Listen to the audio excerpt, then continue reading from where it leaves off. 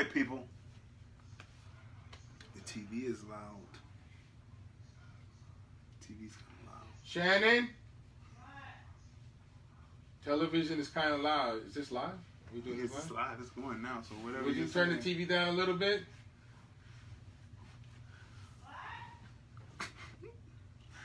Anything is possible when you're in a live session.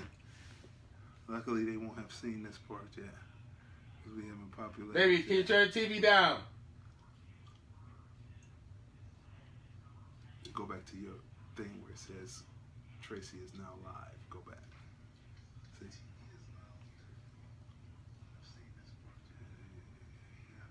Baby, can you turn the TV down? It's playing with a little bit behind there. Okay, people. So let me do a little business here. Let's run through it real quick. Post. We are on. Yes, sir. We are on. Okay, people. We are on, and we're about to get started. We're just aligning everything. Yes, sir. Yes, sir. Make sure it to my.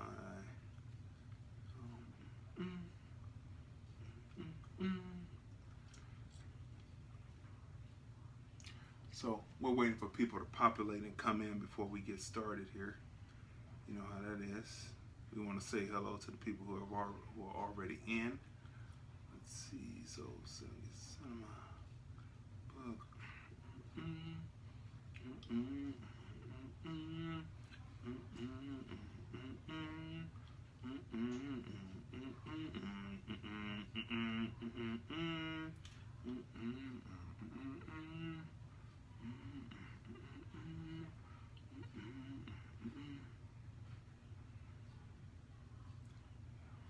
You find it. Share. Send. I'm sending it to your page now. I already got it. Oh, okay. I'm just sending it out to populate. Okay, people, so we're populating here, and we're going to get started. This is episode 17 of Nothing But the Facts.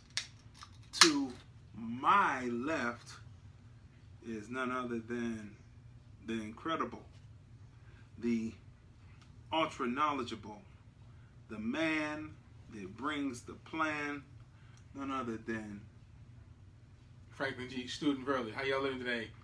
all right. Glad to get here for another broadcast. You know how we do on Fridays after we finish Like It Is Radio. Myself, my man Crazy Dee right here.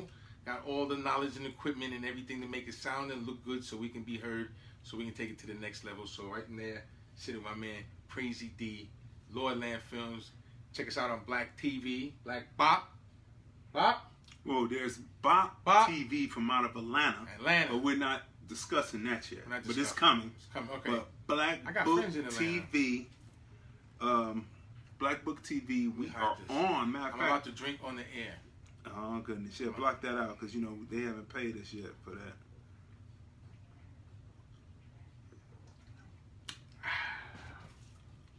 Ooh, sugar. Okay. So, but you can check us out on Lordland Films. Check us out on YouTube. Gotta give it out. We also now we just found out before you get any deeper. Before we get any real deeper, you can see us on Fire Stick. That's Fire correct. Stick. That's right. One of the callers called into the show and said that he was peeping us out on Fire Tell them Stick. what show they called in on. Oh, Like It Is Radio. You know, before we do this on Fridays, we do a little thing here in Las Vegas. You can hear it at www.power88lv.com. That's power88lv.com. KCEP, you know, the black radio station, if you will. A lot of people play black music. A lot of people don't talk to black people. This is true. But in any event, Like It Is Radio has been airing, and we try to connect you with a larger black diaspora through Black Intelligent Talk Radio. I was glad to have the time to, you know, get with the family, sit with Miss Cheryl Lightford, and have various guests. But today, We were doing a few things. One of the callers called in and said he was watching us on the Fire Stick. Fire Stick. That's Fire Stick by what's that company? But we don't have to get a company name. I don't know. But you know the Fire Stick. You know, I don't know. everybody knows about the Fire Stick. You can see us on there because you know we here at LordlandFilms.com endeavor LJ, to what's up? make sure our people are seen, heard, recognized, and appreciated. All right, we're gonna do this for a minute because we're starting at like about 20 after. Yeah. 25 So after. We just had a beautiful lunch. Sat with a little group putting this thing together. We'll talk about that. Men Who Cook LV 2018. We're doing this as a, you know, a small, not small. I shouldn't say that. We're doing this as our family, first off. And we're doing this whole thing in Las Vegas called Men Who Cook, where men will prepare and serve different samplings of their culinary taste, treats, delights to an audience of supporters. It's the the inaugural ball. We're just putting this together here in Las Vegas. Bring men together to cook, men together to serve the food, and hopefully get the folks out in the community. They can mingle amongst themselves to reacquaint and introduce some people to what Mastering Mindsets does in our community over food. If you will, the ultimate potluck prepared by men of this local community at different levels of food, different levels of people. We got folks involved. We're going to name drop, but it's Saturday, October 20th, and it's happening here in Las Vegas. And it's an ultimate potluck, if you will, for fundraiser, as again, for Mastering Mindsets, which is a 501c youth-orientated empowerment group, and they've been doing things throughout the community with myself and other individuals. The most recent things, they took a group of kids during the summer to Los Angeles to have a museum tour to view the remains and the body of King Tut, the stuff that they were, you know, learning about, and through the empowerment groups that Mastering Mindset has let them talk about. You know, their history just didn't begin with slavery. Begin in Africa, and that's the connection right there. So they do stuff in the community. We're having this extravagant gala in an African chic, elegant attire for an afternoon culinary tasting delight, a gala, if you will, and we're gonna come out like a family. We got some entertainment from E.C. Adams. We're doing this at the 100 Academy of Excellence, which is a local charter school, and we'll be doing it, check this out, in their lunchroom. In their lunchroom. We're going to use their lunchroom, the lunchroom we all kind of remember from school. They're all simulated. And each individual who'd like to get a table by becoming a charter supporter by going to www.masteringmindsetslv.org or calling the radio station or doing however you want to contact us, or just type in Mastering Mindsets and pull up. They got a webpage. We're having this event Saturday, October 20th, 2018. Mastering Mindsets, myself, Miss Nikki Golar, who has a group here, a PR company, Sitting Pretty 702. We got some help from, of course, you know, we had to get all the things we needed to change that lunchroom into an African kind of motif, if you will, and we'll be getting a large amount of stuff to do that from African Traditions, which is an African-owned store by Miss Shamika Webb here in Las Vegas. So if you need some gear to come out to this event, because we're doing it African style. This ain't the Wakanda thing. You know, Wakanda, they tried to trick y'all earlier with that Wakanda, and they started calling it costumes. Come on, I told you it wasn't going to be around till Halloween. Anyway, remember that? I was on our early podcast. So I know that little kids was going to be buying Wakanda outfits. But the reality is we're doing this in an elegant African style. Miss Shamika Webb has a store called African Traditions, and they have statues, all kind of figurines, all kind of stuff like that, Black History books, and now clothes. So we are definitely going to support that, and we're going to turn that cafeteria into a place. Ooh, it's going to be nice. It's going to be nice. And if you also have some stuff you'd like to contribute to make this elegant affair and bring some of your stuff out in an African-centered motif, please contact me. You know, just reach me at Like It Is Radio on Facebook, or reach me at the radio station. But we are having it Saturday, October 20th, 4 to 7 p.m. An African style, if you will. Yes, preparing small taste treats of your culinary delight expertise, served by men, created by men. It's called Men Who Cook. And we're doing this for Mastering Mindsets and some other folks that are also involved. As I said, Ms. Nikki Golar's PR group. We also have Mastering Mindsets, myself, and the 100 Academy, who's donating the space under the principal, Ms. Rochelet, working in cooperation with the community. Charter school open on the weekend.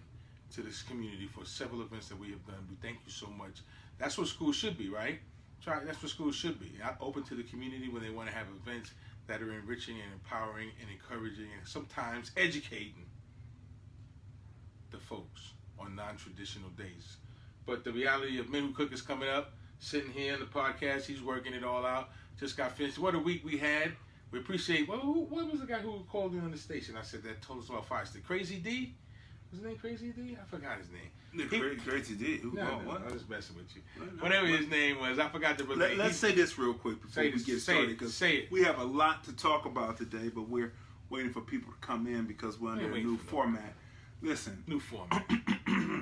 Under a new situation. So if that new situation could just press all those people to say, come. But anyway, listen. And mother glass. We want to say that we are right now. You can see us on Like It Is Radio on Facebook, right? Did you share it there? Yeah, it's right here. And then you can also see it on, of course, Franklyn G, Burley. And yeah, so you can see it on those pages. You can see it on Crazy Dion. You can see it on TBIC Actors page.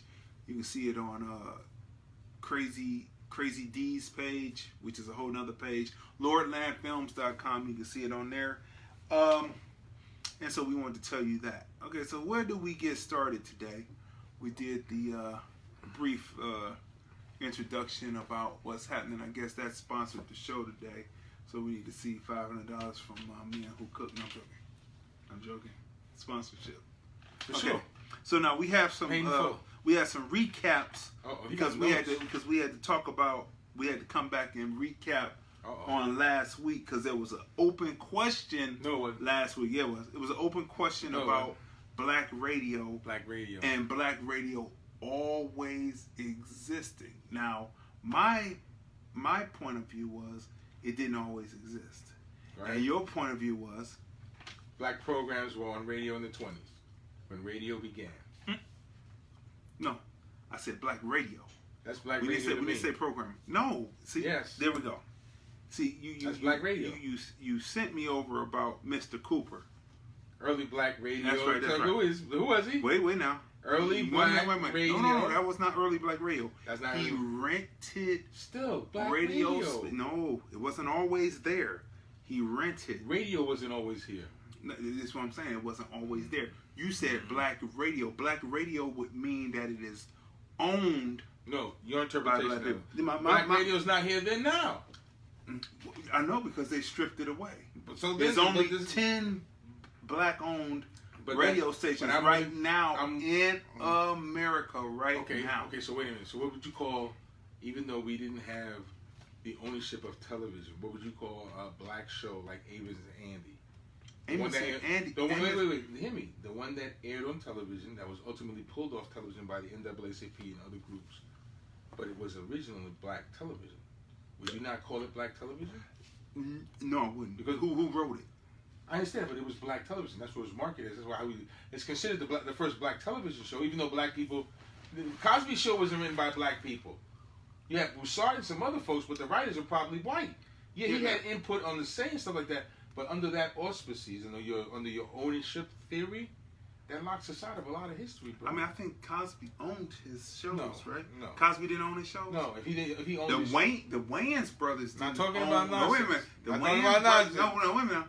The Wayans brothers didn't own In Living Color. Right? They didn't own it. Right, but still a black show. I think Bill Cosby. Still a black show. That's my point. It's still a black show. It's still black television. Wait a minute. They developed it. They created it. It was from a black mind, thus making it a black show. But whoever owns it, so you're saying that it's ultimately their show. So you're saying In Living Color was not a black show then? So there's never really it was a black themed show aimed at black I recognize all people. That, but I'm still not gonna be that narrow. I'm gonna give credit where credit's due. That's where I would consider even if you rented the time, even if you were lent the time, if it was something that was even dictated or oriented towards black people, like Amos and Andy was, even with all degradation and signs and everything like that, the imaging that ultimately led to it not being on TV.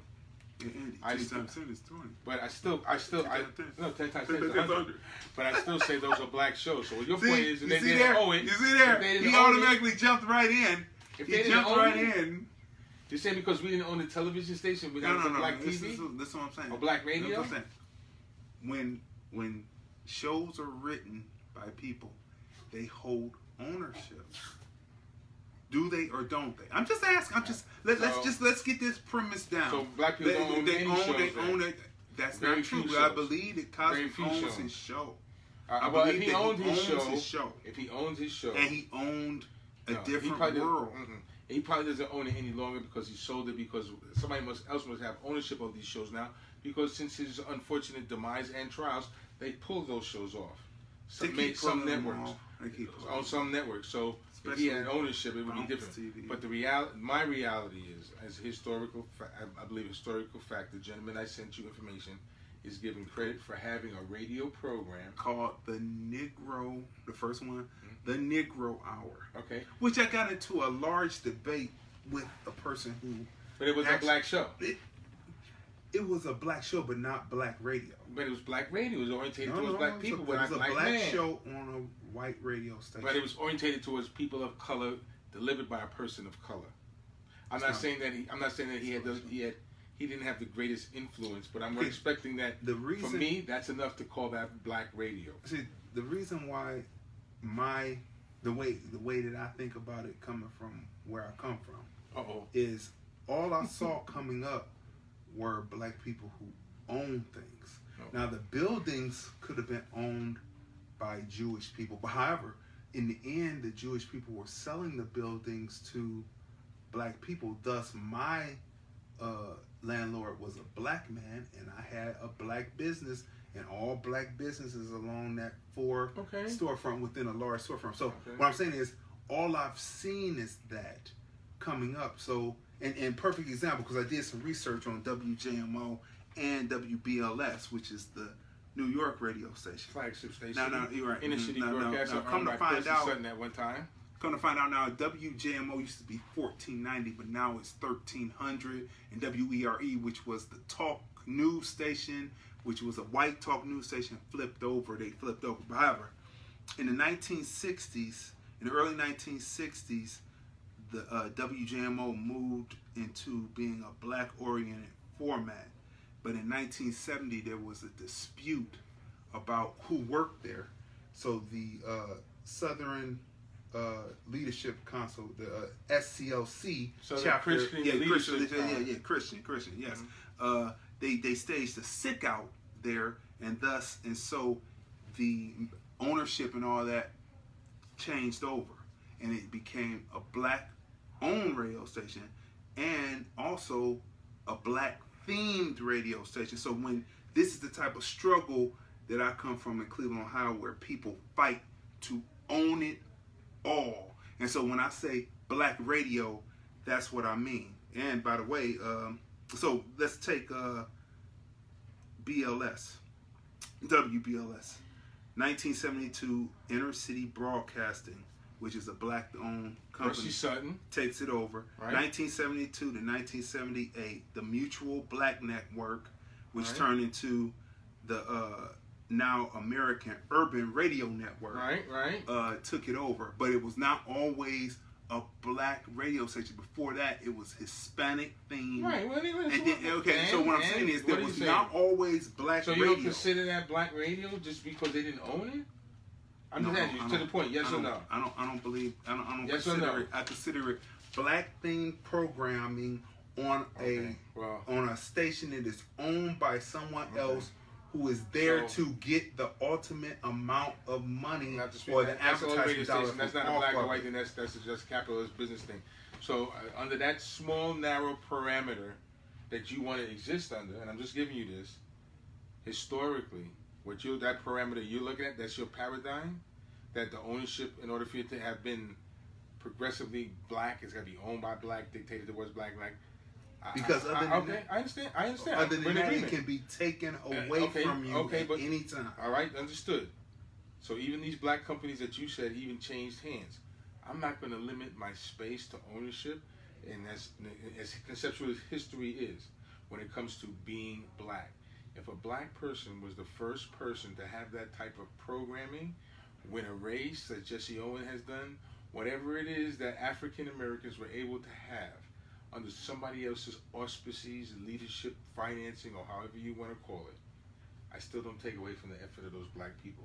Because historically, like I said, the guy we can talk about, he programmed something, he was able to get it on the air, which you know even today is a Herculean effort, Herculean task. You got to put hard work into it. So given the circumstances that we have now, I can imagine what it was like back then to have a full hour of radio programming that a black man gets to do whatever limited narrow scope that he could do. And I'm sure it wasn't about news. It wasn't like Don Lemon that we have now an hour of, or even you and I. Actually, it was news. Well, news, but I'm sure it wasn't the news like this news. He couldn't go on, and I'm sure at that time he was on originally connecting America to the good news in America. He wasn't talking about the ongoing lynchings. He may have mentioned Marcus Garvey if he had a chance, but I'm sure that the program would have been limited and dictated to what the adverse circumstances of being fiery, if you will, for lack of a better term, or seeming more than progressive in the 20s. So I wouldn't want to limit myself, and just to say you gotta own it to have it, because if you look at that, we didn't have anything. When Michael Jackson came on TV, Ed Sullivan, no black people, but it was a big thing.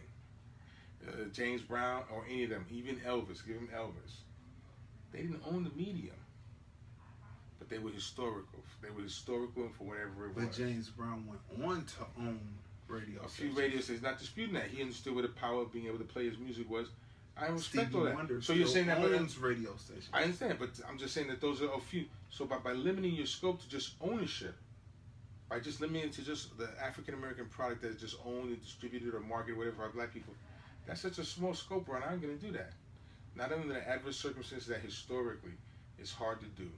If this guy got an hour of programming orientated towards black people for whatever reason, if he was able to accomplish it, I'm gonna call that black radio. The same way they called Tiger the first black champion of this or that. The same way they called Althea Gibson the first African American woman for tennis. Whatever it is, if you're doing it under those circumstances and you're the first and you're black, she's the first to do it, but she didn't own tennis. So, but she's still. So, you know what I'm saying? So I'm not. But she was the first tennis great.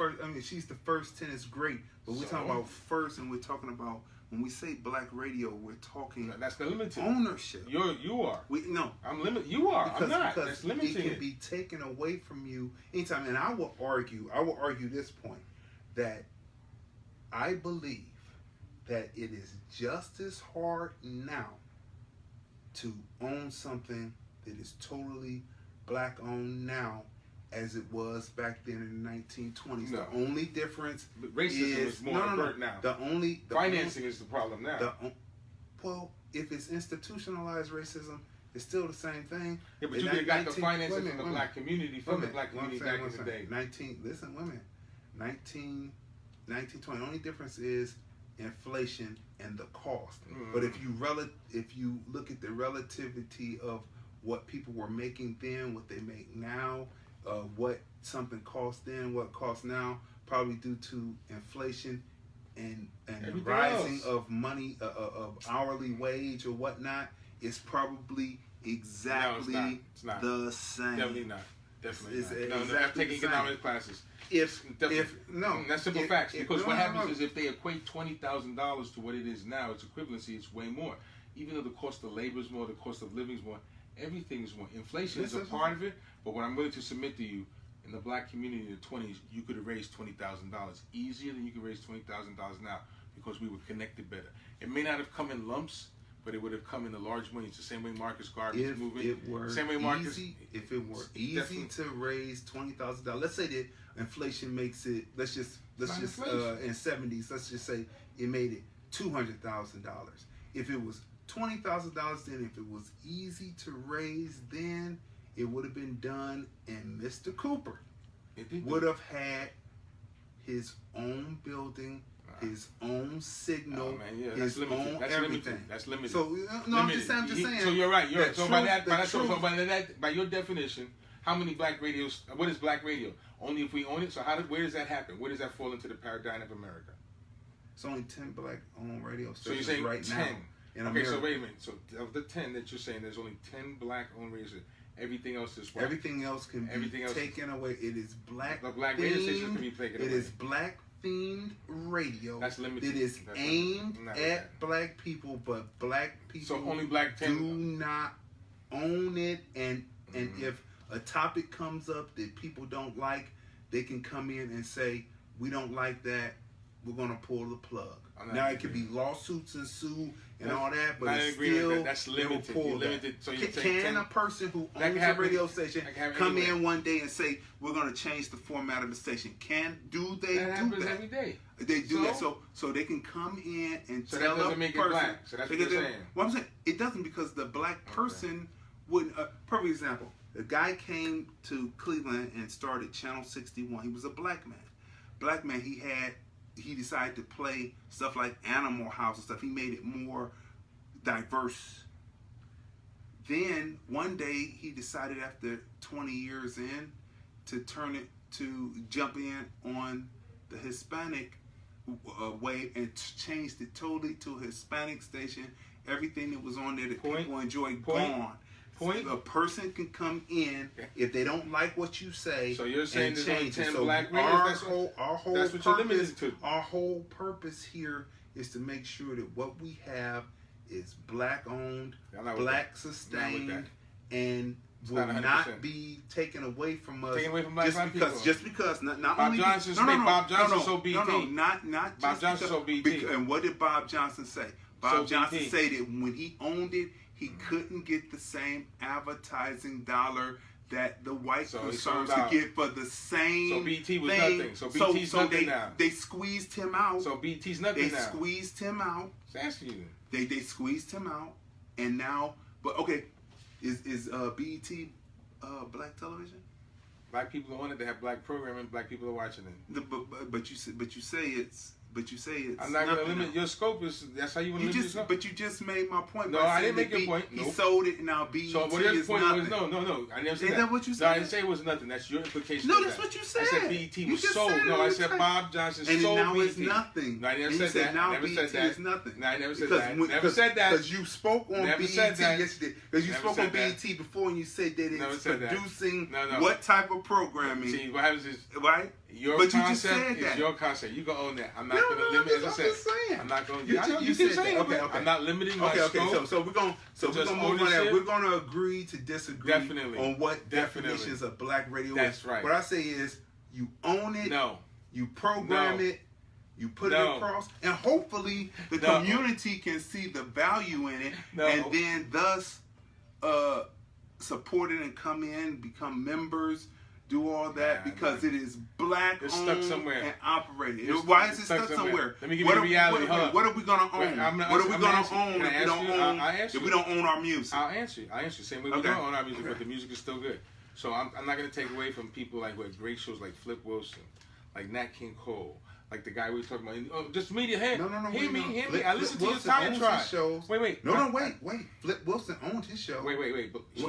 Let's go back in. Right. Flip Wilson owned his show. It was on a program, but he owned the writing, the publishing, the copyright, the license. And so that is a black owned show on a white network. Wait. On white network. But white network. Stop. White network. White network. There you go. You said it was shown on a white network. Owned. So wait. But shown on a white network. But no. We're talking about the examples. No. So that was asked me Amos and Andy. That's not a black. I said who wrote Amos and Andy. That's not a black Amos show. and Andy was not written by black. They were stereotypical. That's why NAACP came in to take it off. It wasn't black owned. Let's move on. It wasn't black owned. I'll let you finish. Written, operated, nothing. I'll let you finish. Right? The bottom line is that limited scope. Huh?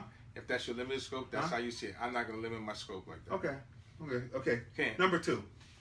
Just notes. Recapping before we get you still got the notes. The new stuff. yeah, we got notes. Because we said we were going to recap. We said we were going to recap, right? Yeah, you recap, so I want to make sure we stay true to the people. All right. Right? True to the people. Then next. Blackkklansman. there was an assertion made that Blackkklansman did not make any money, and that's not true. And now, just looking at what the box office, it cost $15 million to make. It made $27.4 million gross in the box office. Now, there's this Crazy Rich Asian movie. It cost $30 million to make. It only grossed $35 million as of box office as of the weekend. So, but they're proclaiming it to be just taking over the box office. It's the greatest thing since cooked grits. It cost $30 million to make, and it only made $5 million.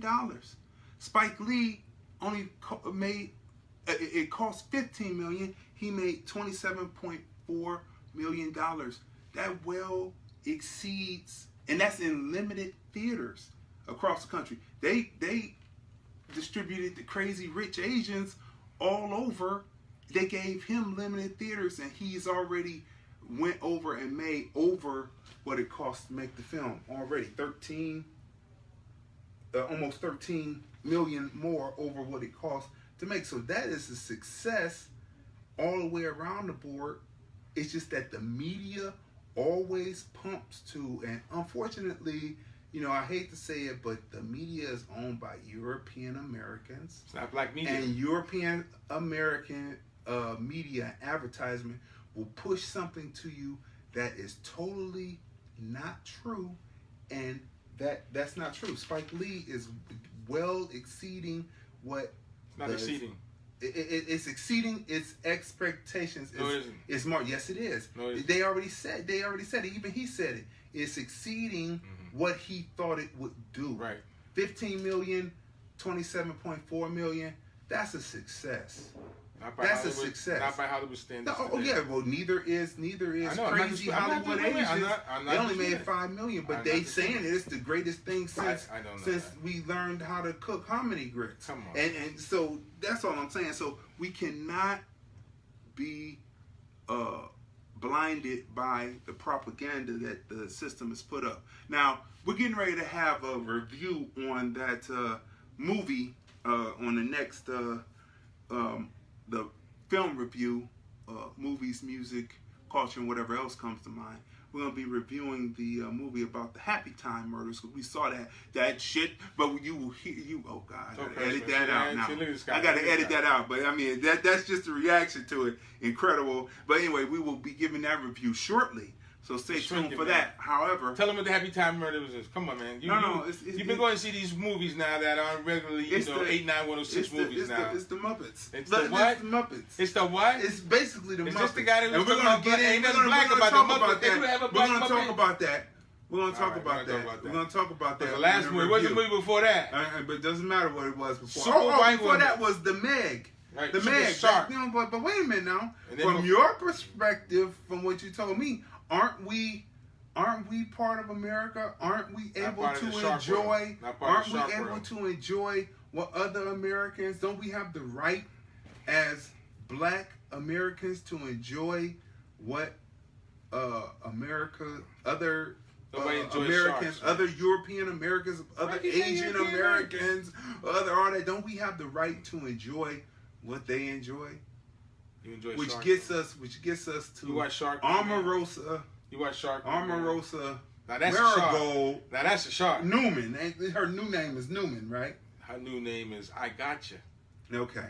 So, doesn't she have the right to enjoy causing, revealing and unearthing scandal that she was a part of? Doesn't she have a right to do that as a great Black American in this country? Does she have a right? And I will tell you, don't get me wrong, you got to hear her story. Story is available. You can hear it. She even wrote it, and now you can hear her. It's on Books on Voice. What they call it? Tapes on Books? Books on Tapes? Whatever it is. She tells her own story. So you got to hear it. And what happens is, as I submitted before, finally somebody with chutzpah and nuts is going to get in the game and, challenge the man, because he's going nowhere.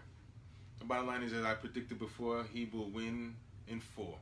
They can't indict the president on anything as long as he's a standing president. So that's the way to keep him. And what she's doing and trying to expose and keeping the book going, she can't really come back here, but it's an interesting listen. And I'll be honest, it's the same thing that you knew. It's the spook who sat by the door. Maybe she's telling us some things we already knew that were unflattering. She's doing it for the book, but she ain't done. I'm pulled for Omarosa. She's been around 15 years, y'all. 15 years you know this individual from being a heel, being an individual. And you know, it comes to find out. Comes to find out. It comes to find out. What does that come? It comes to find out. Hey, I might just kick it. You know, it comes to find out that she was part of Al Sharpton's. So? Wait a minute now. I know.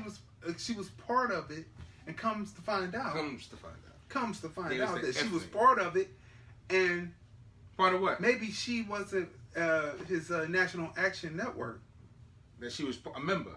She was a member. She was an active member. She was up in the hierarchy. She was doing things in California and L.A. She was doing things as being a person who was in leadership in the L.A. chapter. I don't know that. She was doing things. She Al Sharpton interviewed her. She was integral within the organization. So? No, she was there. She was speaking with. He talked to her on the. I know the Saturday morning. But that's not bad. So what I'm saying is, what are you come to find out?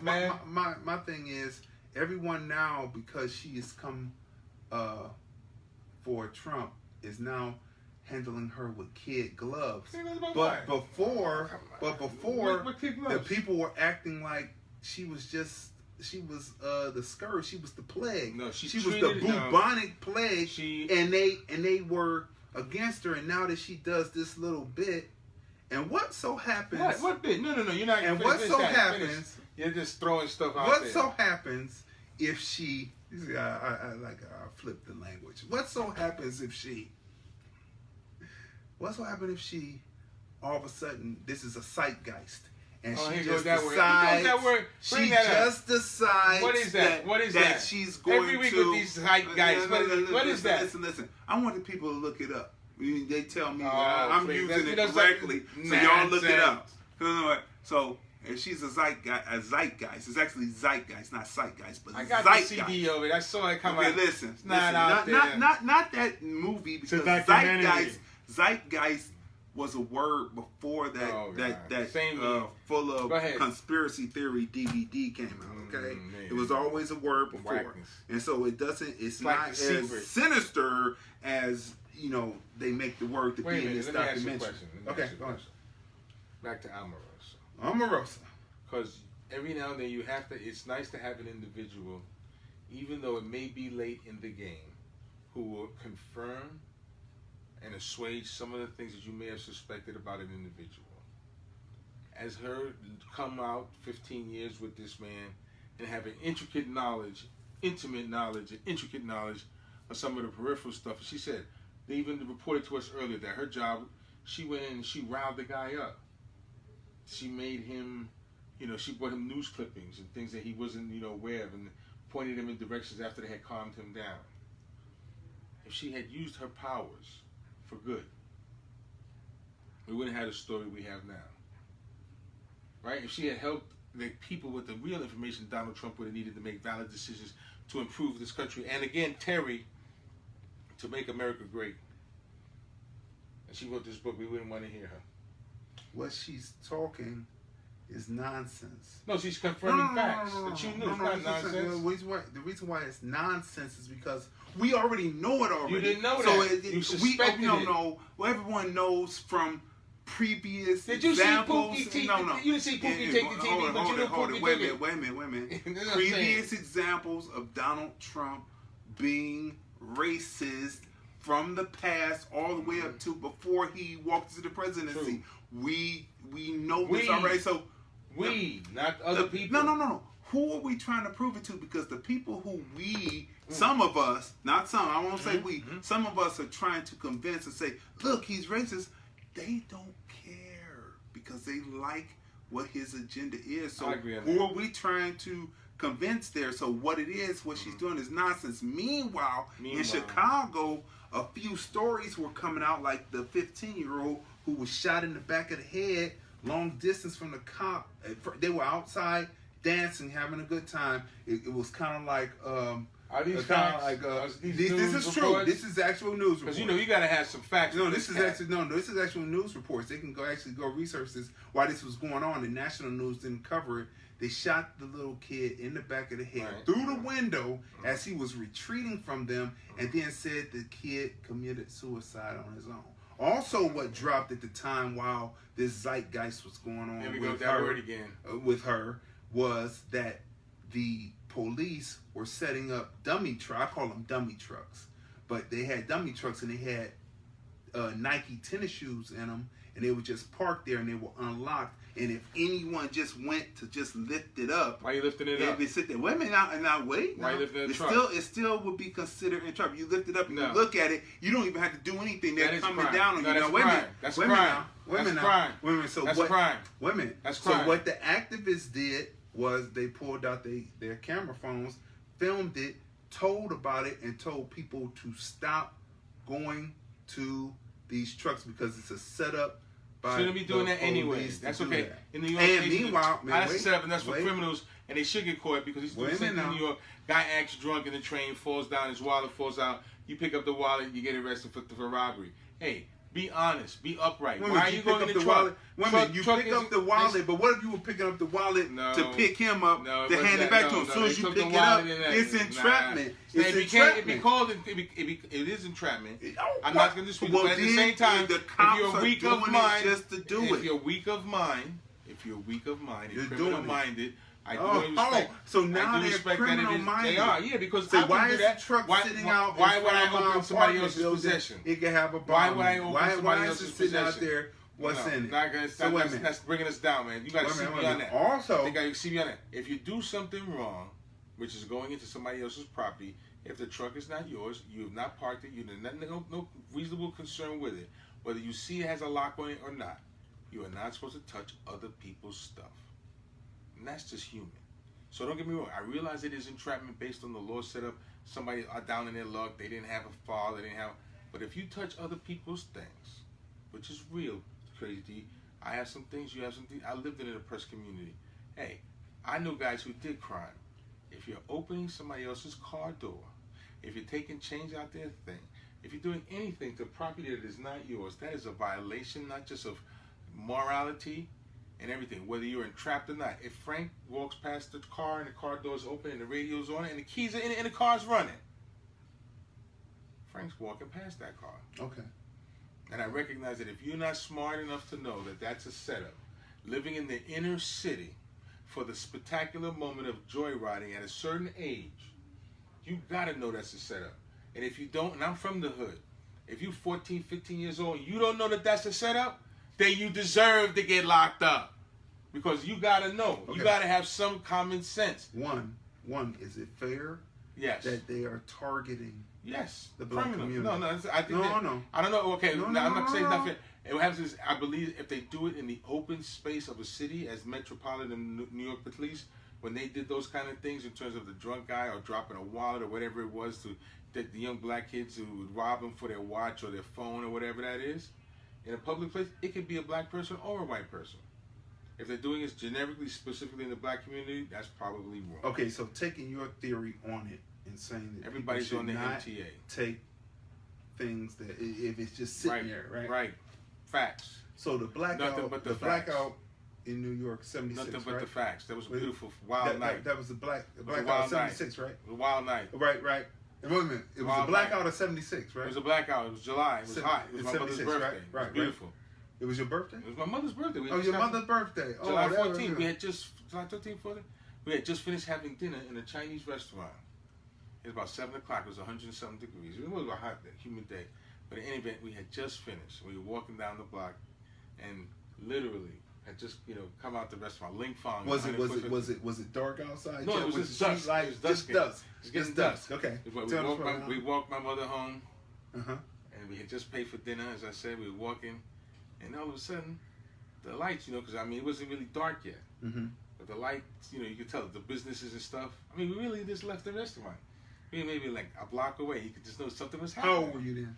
Oh, man. 15, 16? 16? It's going to be a good school. I don't remember. In any event, the lights went out. So anyway, we continued to walk home. You could see the stores and people like, what's going on? You know, the usual. We got my mom's home. Just we were getting home because my grandfather was still like, my mother said, oh, we got to go check on Grandpa. You know, we realized that we had walked a few more blocks that this was kind of strange. It was strange. So we walked from 140 for like 4 back to 147 to my grandfather. Checked on him. Had to walk up steps. You know, the second floor. When we checked on him, it's still no electricity. Now it's nighttime, and we were at 147. Then we were like, okay, we're gonna Grandpa, why don't we stay here? So the city started to kind of erupt. At least the Harlem environment that I was in began to erupt. Okay. So let's. It was a blackout all over the city. The whole city, all 5 Bronx, boroughs. All 5 boroughs. Right. Okay. So taking your premise of it, and out here in Chicago, they're doing dummy trucks. Right. For the dummies. Because you said they're dummies. They're dummies, right. Now, just by what they reported on The Get Down, which was a Netflix show that had 2 seasons, you should go watch it. They introduced Flash and all that. By what Flash, they but before say, Flash is about Big Hurt. They introduced Flash to a new generation. Let me say because and Cool Hurt, okay? Cool Hurt, Big Hurt, all that. Okay. And Tacky, who was a graffiti guy. That was right. And so, what they're saying is that somehow these stores that were already closed had the rolling steel or the chain links across them. Somehow they got broke into, and then all of this audio equipment left, and then overnight, hip hop really began to be formed.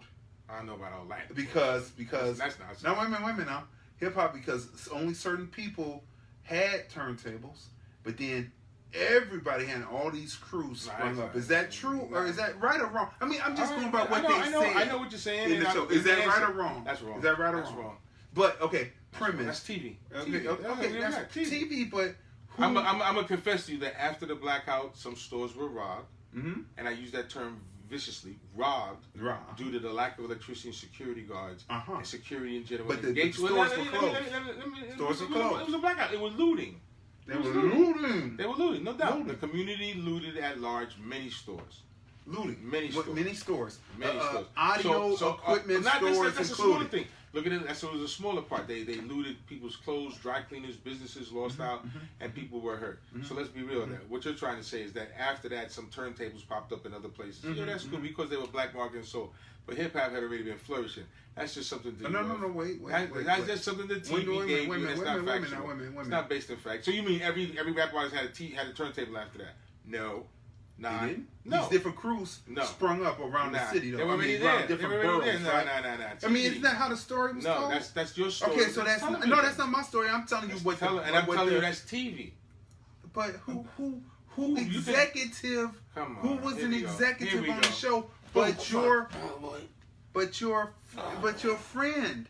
My friend. Who wasn't an executive on the show? Who's my friend? Curtis Blow. Was he not an executive on the show? He said that he was executive on the show. Does that mean he's the writer of the show? Was Nas on the show? Wait. He's not a writer on the show. Executive producer puts the show together, as you know, because you've been in.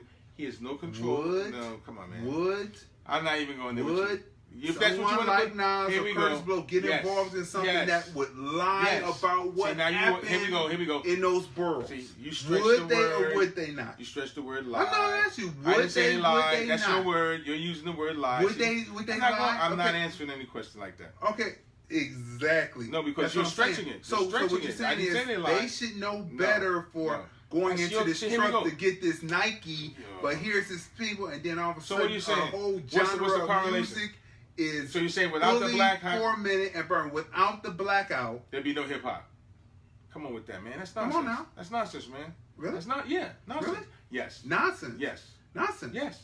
Nonsense. Yes. Say it again. Nonsense. Say it again. That's what you're saying? Nonsense. I mean, is that what you're saying? You're trying to get me you. I'm using your premise as far as what's happening in Chicago. How come?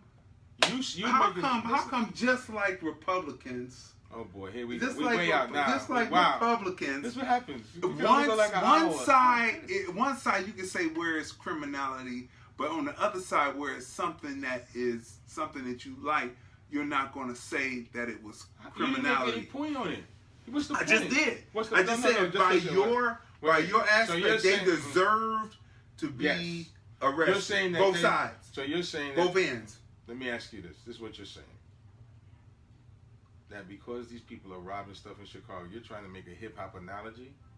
That I'm giving you an example. Let me finish. I'm giving you the same example. And then you got to think of this, man. Be real with this, man. No, I'm giving you. No. Let me. I'm finish. giving you. No. Dummy truck. Right. Is and to you're opening it to Blackout in New York City, which was also wrong. Which is also looting. wrong. So then, if the Chicago people deserve to go to prison, then the people who were looting. I'm asking you. I'm asking you because it's the same. It's not apples and oranges. It's apples, oranges and oranges. It's the same. Come on. Let me finish then. Okay. And I'm serious. You gotta think this out. Yeah, let's think it out because I expand out. No. I extrapolate out and work it out. No. You're imploding. You're imploding. Because what I say is, we know what you said. If you're leaving something there, oh my God.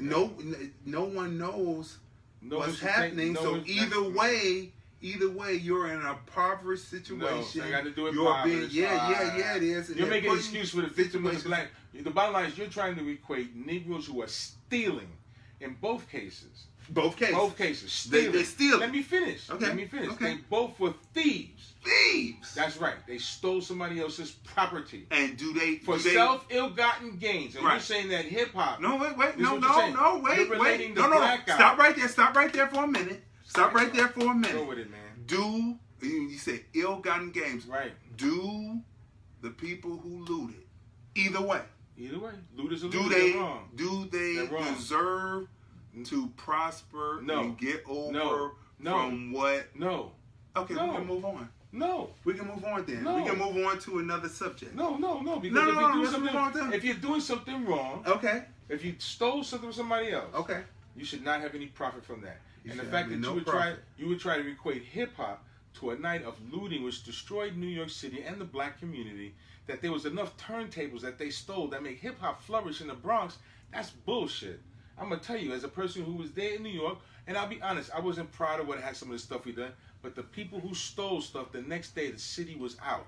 And no matter what you stole, even if you did sell it, because I know people who did steal stuff, they robbed the jewelry store, they robbed Ziggy's at the top of my hill, they robbed they robbed a lot of stuff. These were organized people who, yes, didn't have a chance, who ripped off steel gates off the different stores. It was an ugly scene, and the city suffered for it, and the businesses suffered for it. Because Ziggy's, that I used to buy my sneakers from, that the brothers looted stuff from, was gone now. I bought my first corduroys up in there. I bought my first Converses up in there, $9.99, which was a lot of money because I had to get Pier flyers and all. These stores that we went in, even the Buy Right liquor store that used to be able to sell liquor to us as kids, was gone.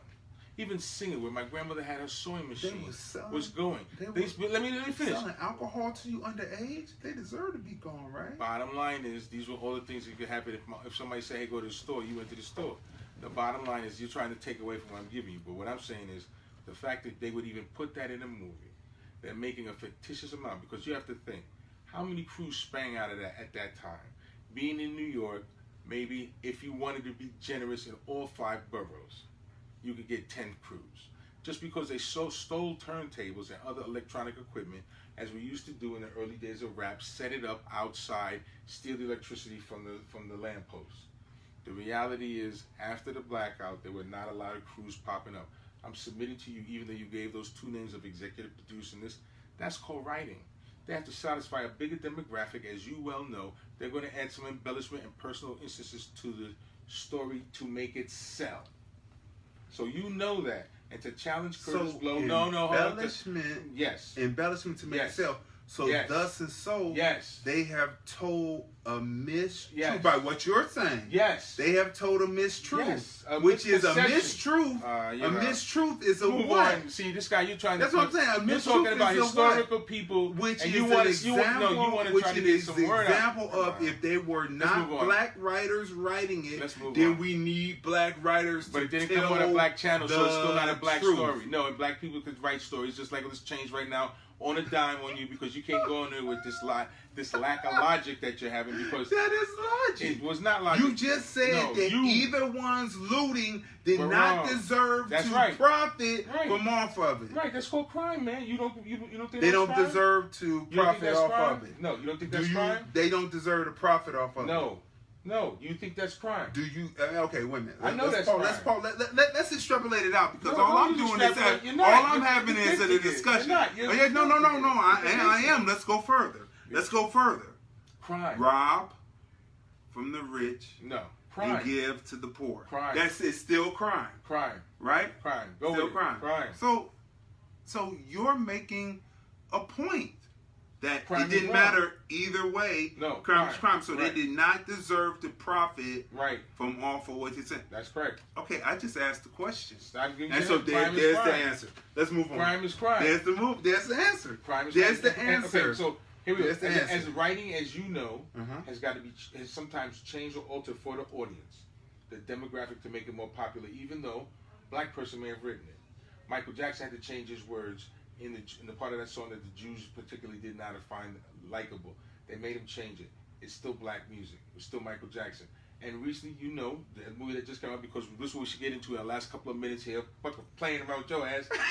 Got me going. Now, but this is the reality of nothing but the facts. But hold up. We just saw that Nat Turner. Today is what? The 12th? Today is like the 26th. So Nat Turner has been running for 2 days. Nat Turner had the original, or the biggest, because I don't know if that's the Black Rebellion for you, but the Black Rebellion in Portsmouth, Virginia in 1831. It happened in August, on August 21st. So today is a couple of days after that. As you know, I think it's like the 24th. Nat Turner's been on the run for a few days. When they wrote the Nat Turner movie, it was written by a black man, produced by a black man. Even black people tried to buy it. Because I know that, what's that guy, Allen, he tried to buy it. Byron Allen. Byron Allen tried to buy it before Warner Brothers did. So here's a movie written. He changed the ending of the movie. And the reason I bring that up is because what I'm saying, you got to sometimes bow down to the larger audience. At the end of the Nat Turner movie, the portrayal is Nat Turner turned himself in. Not a fact. And the gentleman who wrote the book, who wrote the screenplay and wrote all this stuff, was a black man who knew that. And he said he had to change the ending for Hollywood. And they do change endings, not just in black movies, but in other movies, like in Departed, which was a real Japanese movie. The bad guy got away in the Japanese movie, but in the American movie, the bad guy got caught because Americans like heroes. There are movies that are changed. They change the script to accommodate the audience that they want to hit. So Nat Turner, at the end of the Nat Turner movie, decided to give himself up after eluding the Union troops for 46 days. That was not a factual statement, but he did change it to make it more palatable for white audiences to understand what he was going through. Because after Nat Turner, the other story that is factual is that they were black person turned Nat Turner in. So for many years, I thought that it led to the conspiracy that you can't trust black people. Nat Turner had eluded capture for 46 days, and then finally the Union troops captured him. But they captured him because a black man told them where he was. But it's a story from that I learned from Professor James Small, Baba Small, one of my great historian friends, teachers, mentors, all of that good stuff. He said, yes, it was a black person that turned him in, but it was a young black boy who, when Nat Turner he came up with Nat Turner, he asked for 3 biscuits. And the boy went and got the biscuits, and then coming back with the food, got caught by some folks, and they say, yo, where you going? So they said, I'm going to feed this guy, and he went. So they followed him. So even though Nat Turner was conferred over and captured because somebody was he asked for help, and that's the facts. You can look at the picture, you can look at the book. Baba Smalls is unquestionable in historical facts coming from that area. The date. But this is the facts. The He didn't turn himself in like they did in the movies. He was captured after eluding the troops and those militias for 46 days because the young man was trying to feed him to help him, who was not aware of the circumstances being a young boy. Okay, I have two questions. Go with the questions. One question. Here we go. Did they promise? Oh, here we go. Don't say it. Little black boy. Don't say it. Butter biscuits. He did not. That's one. He did not know that, and that's the further to the conspiracy. No. Here we being go. a child, Right. As Baba said, it being a child, he could not have understood the circumstances of his era. But later, when he joined the Union Army and the tear was coming down his face. Oh my God! That's the movie. I'm talking about what else you're happened talking in the movie. about How they embellished it in the movie. That's how not they embellished facts. it in the movie. I'm just saying. Who gives himself up after eluding troops for 46 days? No, wait. Because of the massacre. I didn't say that. The truth is, not the truth, but it's a version. I just had to. He asked for 3 biscuits. He asked for help. I know that. He asked for help. He didn't ask for a piece of meat. He asked for help. For a piece of pork. I'm just saying. See, this is how we do. This is how we do. This is what happens. This is the level of conceptualization. No. Listen, what I'm saying. It seems plausible. You're making a mockery. That's what happens to us. It seems plausible and factual. But butter biscuits? I didn't say that. I didn't say that. I didn't say butter biscuits. I said biscuits. It could have been any food item. That's how we want to. That's how we water it down. Number 2. And that's the bottom line. The conceptualization of a child trying to help somebody. We don't understand that. We take away. What was so devastating to white folks, where the ending of the movie would have to be changed from him eluding capture, then being caught by the butter biscuits. Versus, but they never said that. Versus, that's how we are. That's where we are. Versus, and when they caught him, was he eating the butter biscuit? I'm done. Number two. No. Because I'm not going to make mockery. No, I'm not making a mockery. It is. I'm not making a mockery. I'm not making a mockery. Whatever it is. I'm saying this. I'm saying to you one more time. So I'm asking you. Why would white folks be upset to say that they were able to discover where he was through this black little boy? Being all serious now. Why would that have to be changed? So explain that to me. I can ask you the same thing that they would have asked him if he'd have done red carpet with us. Why did you change what you know is the historical ending? And why do you suppose? Well, I'm sure money was an issue. That's one. 2, not understanding the true conceptualization of the facts. Whether it was that he was ambushed, which is what some of the pictures depict of him giving himself up, or whether it was a black man just freeing him up for, as you will make jokes of food. It could have been any item, food, clothing, shelter. Imagine if you were on the run for 46 days in that environment. But the bottom line is, he changed it knowing what the historical legends and facts were. You'd have to ask the director, because that goes back to your whole black thing. So if it's written by the black guy, and it's as black people staying in it, and it's produced by black people, why would he change the story? As soon as. Does that not make it a black film? As soon as they got to the last 15 pages, let's say 25 pages of the script, that would be about the last 25 pages of the script. Once they got to the last 25 pages of the script, they said, we don't like this part about, him being discovered. We need him to be more simple-minded. So we need you to rewrite this and make Nat Turner more simple-minded. Correct. To turn himself in, right? I believe that. Okay. So for them to do that, that then makes it no longer a black film, the black man's movie. Oh my because God. The ending is changed and is not integrity. We just sat having lunch we just sat having lunch today, and we were talking to another person, and I was asking somewhat the same question to him about organization, and if money came to you and they asked you to change some things, would you do it? Right. Okay. So and the person said no. Understood. What's the point? Okay, so this person has not. Once they came to him, he could have said, right. But everybody has a level if they of came challenge. saying, right. But if they came to him, then he should have went. Bye. Oh, okay. He should have went to Byron Allen.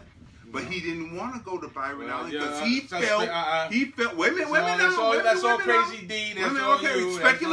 Speculation. Way out there. Once they got to the 25 pages, and they said that he should have said, you know what? It's not about money. It's being about truthful about what happened in this film. I don't go over to Byron Allen where I can get it made totally Speculation. true. But I'm just saying, I I'm would saying have nothing. went over and did. But you know why he didn't do it? Why? You want to know why Why? he didn't automatically Let's jump hear- with let's Byron hear- Allen? let's hear You want to this. know why he didn't? Why? Because though black people, individuals, we can see it here in this city, though individuals are trying to move towards the same ending, the same goal, or maybe they're not. Maybe they're not. Maybe they're not trying to go to the same goal. But even though they go to the same goal, they'll say, well, I don't want to team with that person because for some reason they just say, I just don't want to team with that person. All right, So he what- just said, what? so he What? went and he said, I will go You don't over know here, any I of will that change feedback. these You don't last know. 25 pages You don't know that so that feedback. I think that you're going to be able to distribute me further than this black man can who has a multi-billion What's the dollar point, company. though, man? What are you The trying to point say? is You that don't know if any of that happened. but You don't know if we any of that happened. know that Byron Allen came to him first, No, he offered didn't. him more money. No. He After- offered wrong. him more. No, Fact. he offered him more. After it was He already offered done. them- he After it offered was them- already done. What do The you mean? finished product. He didn't go to him when he was saying he needed it. You know what? You're speculating the way out. No, the way out, man. wait, no. The story is he went and got funding from different people to make the film. The sale of the film to the studio came afterwards. Byron Allen screened the film. Screened the film. And Done. so wait, no, Means the man. movie's done. See, that's what I'm saying. Means He the movie's went done. and do you know how? Oh, okay. I don't want to ask that. Let's rephrase. The movie's When done. people do independent film, they go out and get people to hand them money. He didn't go to the studio and say, hand me this money. The studio paid him for the film. It was already finished and they just put their tags on it. So They put their overseas. So what I'm saying is, so and- Byron Allen screened the film, the studio screened the film, So? they offered a price, Byron Allen And? offered a larger price. He still went with the studio, and in a way, the film was a great film, but in a way, it serves him right. It serves him right. Everything that happened afterwards, how they didn't stand up for him, Byron Allen would have stood up for him. Because he would have, the way they didn't stand up for him, how they used character assassination to try to kill the box office of the film. Crazy. In a way, because he had a chance to break the code. He had a chance. Can I get He had a chance. The man offered him more money. Can I get The it? man, for goodness sakes, puts out Sharknado and it makes millions of dollars. You need a puppy break. Okay? Hold on, in a way, he deserved everything he deserved for it to crash and burn like it did in the end. Unfortunately. In a way. And I stand on that. In a way, he does. Unfortunately, I bleed for him because of the fact that he's a black man and he's trying. But when you're sitting up and there's a person who has a perfectly good outlet that can get you out there Whenever in you the wanna same finish. amount of theaters as the European American outlet, or now it's European Japanese American European Japanese outlets now, because the film we just saw yesterday had the Chinese, the Mandarin letters, the Cantonese letters, excuse me. So as I was saying on the last film review about how once the shakeup happened, when the hackers released and Japan is starting to move in, you're starting to see American name and you're starting to see the Asian lettering underneath joint ventures, and you're starting to see more Asians in films.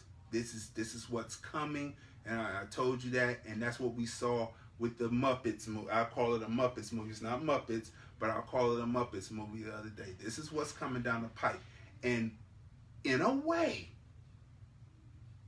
it serves him right for not being able to break the code. And that's why I say, when there's a perfectly good person that can do this for you, that can have you shine, can have your sound right, can have your picture right, can have you compete with the Europeans and the Japanese and the Caucasian Americans. He can have you compete, but you choose to go with this for lesser money.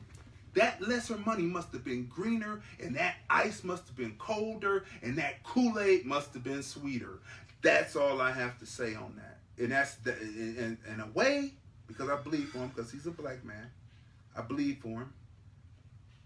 I bleed. My heart bleeds, but it's sewn back up because in a way he deserved that, because he could not break the code. He had a chance and he didn't. And by the standards of the crazy rich Asians, he actually for what it cost to make and what he was making back on it, and what he finished making back on it. Well, he's right up there with the crazy Asian film, and they only made $5 million, and he made like $7 million over in the end. What he made, so actually it was a success by what that's a blockbuster. The Crazy Asians, and so should Nat Turner film be. But the media keeps twisting your brains, keeps twisting our brains that what we do doesn't measure up, and so that's what it is. So in the end, in a way, he gets what he deserves. He gets what he deserves. Let me say that without, doing that. I said it 3 times so you can get it. Well, I don't know where we are. I don't know where we are. I don't know how we got over here, but I guess I'm looking at the clock. We're going to get up out of here because I don't know where we are. I don't know. I know it's weird, but like I said, where we come from, we see us doing with us, for us. And of course, there's nothing perfect, but there are enough people that can join together. Like I said, every time I have advanced, I haven't seen a European American giving me that opportunity. I can't say that. When I first came, that you can't say that, I can. When I first came on the college campus, it was an Alpha Phi Alpha fraternity incorporated member. Come on, man. I'm telling you, I'm giving you my history. 1906, who came in 1990 when I got down to the college. He heard me spin in the dormitory. He said, I'm going to get you the icebreaker. After that, the rest is history. After that, it went to my history, which is our history. Because it went from AKA to Kappa Alpha Psi to Alpha Kappa Alpha to Delta Sigma Theta to Omega Psi Phi to all these different fraternal organizations, DJing those functions, building up, scraping up, producing music, leading into opening my store. The person who was the landlord gave me the opportunity. I signed a lease, and the rest is history on that. So, and he was a black man who owned the building. And this is what I've seen. So when I see people who don't give each other a chance, and I've seen people give me a chance, and that taught me to always follow through.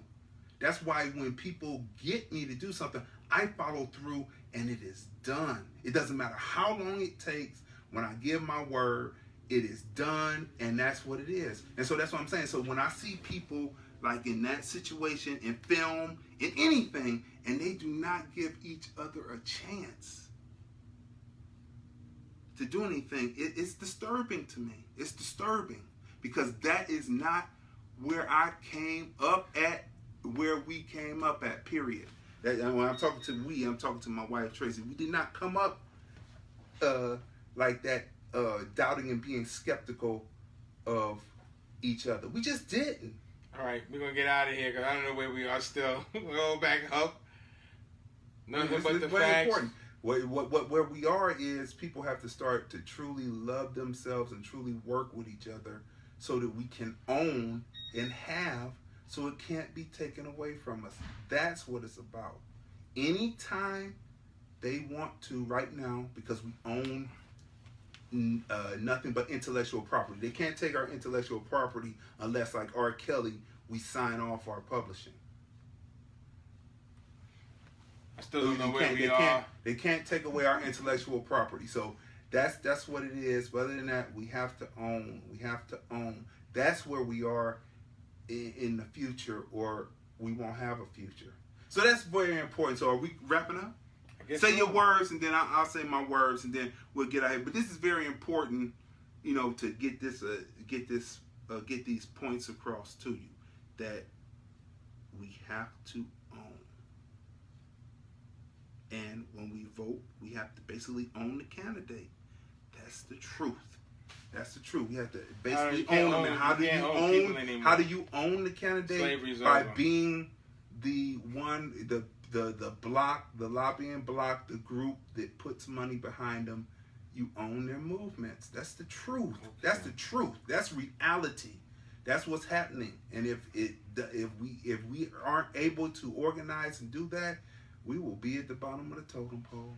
Unfortunate, but that's true. All right, I'm gonna get out of here because I still don't know where we're going, where we're at, what happened. It's nothing but the facts. It's your man Franklin G. Men Who Cook, Saturday, October 20th. This is how we're gonna do it. I believe that you got to build coalitions, and I'm willing to do that. So one side says another, one side says this. The bottom line is we try to kick it in with you. You can always reach out. And yes, we want to make America great again for all Americans. All Americans. Hello. So, who? Hello. Hello. Hello. But again, we appreciate you. Nothing but the facts. Your man Franklin G. Student Verley. You know, check us out. Check me out on the Breakdown Wednesday nights. Power88LV.com. You know, we're streaming all the time. We got good music.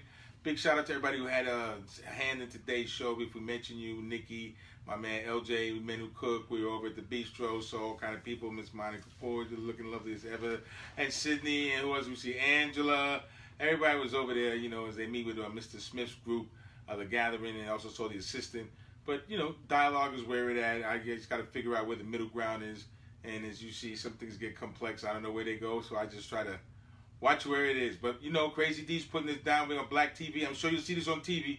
Write him, tell him what you think. Write me, tell me what you think. Because we see the folks writing in there, but...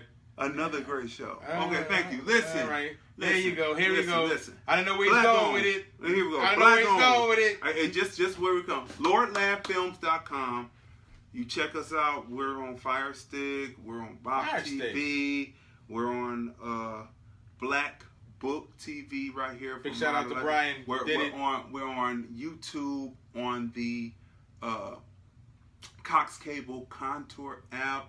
We're on this, we're on that, and it's all black owned when it's filmed, shot, edited, and it does come out. When it's filmed, shot, edited by Crazy Dee, it comes out with top quality sound, top quality picture, and it is finished, and it does come out, and people are proud of it. And always remember this. I've always said that dust is death. People do not remember dust. People very seldom even want to see the Saphir pictures that are a type of coloring pictures from the 20s and 30s. They don't know what that is. They don't. I'm telling them to go look it up. I have to expand their mind because I'm looking for that next editor that can go on from me. So I have to put those terms out there to bring the people up. That young kid that's out there listening to this, they can hear it, and they'll be the next editor. They say, oh yeah, he told me about that. People don't even want to see that. So they definitely don't want to see dust, and they definitely don't want to hear something that doesn't have the sound quality that makes it. It's our studio audience, right? Because years later, when we're all gone, 500 years from now, what remains will be what is crystal clear sound quality and picture wise, and everything else falls by the wayside. So we're here to get people seen, heard, recognized, and appreciated. I'm very serious about this. See, I'm not smiling and laughing. See, when I'm smiling, I'm serious. When I'm not smiling, I am serious as a full cardiac arrest, Michael Jackson cardiac arrest. You know what I'm saying? So that is very serious because that's heart stopping. It's over. So I'm not smiling, not smiling, nothing. This is very serious. We're here to get people seen, heard, recognized, and appreciated. That's what I'm here for. I know that we can do it for us, by us. I take any help we can get to get it going. So if you want to call me, you don't have to call him. You can call me because the one thing is getting it done. So again, big shout out to Brian. Everything ain't got to be 100% of anything. It's about getting it done. That's my belief. The other side of the couch, you know how we do. You know how we do. Hey, I got finished product. I got 2 years of product that can go on and be seen, and it's spreading out, and we're spreading people out, and we're spreading messages. And unlike people who censor, I may disagree, but I still put that message out there because there's people who believe. So I will take the other side of the couch and put that message out there too, because I don't censor, because we don't think like a monolith, which is cool.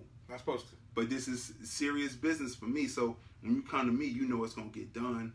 and it's going to get out there. And that's it. So that's where we'll leave it. You have been listening and watching another great episode, a very controversial great episode. No, you're controversial. I'll let you I'll let you go. I mean, it's controversial. He was out there. Hey, he was out there. Am Superman. I black or white? Am I black or white? Am I a controversy? And that's where we'll leave it. You've been watching another great episode, 17. another controversial episode, number 17 of 17. Nothing but the facts. Peep out, y'all. He's doing the Superman.